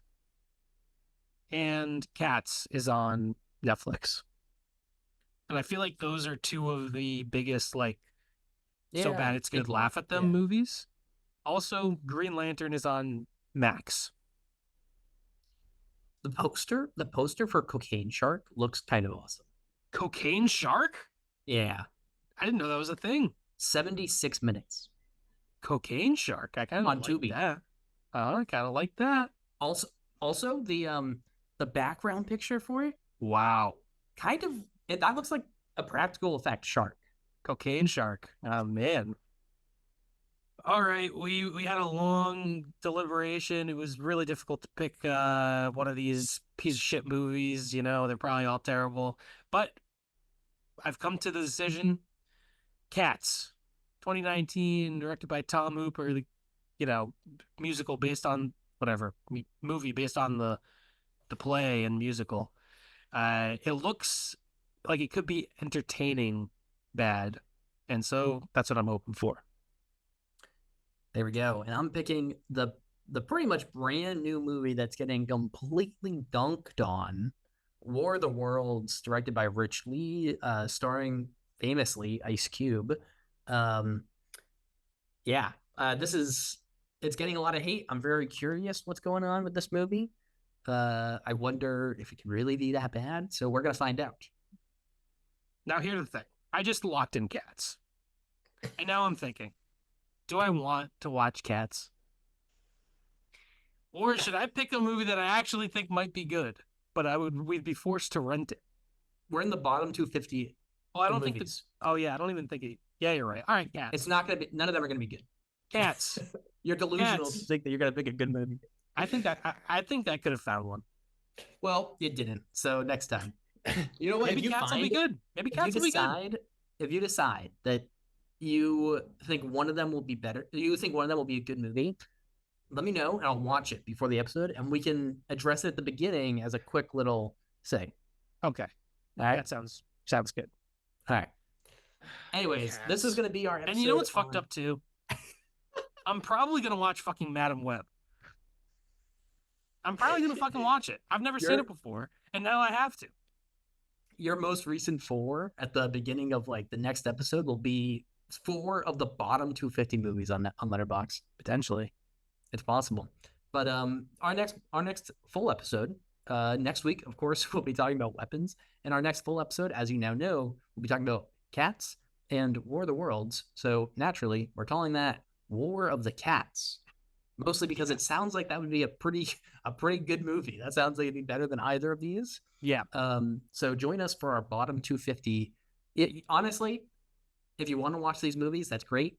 We're not going to make you. You can feel free just to join for the discussion. We'll be very in depth in our spoilers, so you can follow along if you want. This is definitely an episode where people could just hop in and listen to the episode without necessarily watching the movies. Yeah. But in the meantime, you guys know how to find us. Please feel free to comment on our Letterboxd reviews for these movies that we just watched, or on our YouTube video, on any of the streaming stuff that you can find us on. Leaving comments is a great way to help us know what you guys are enjoying about the episodes.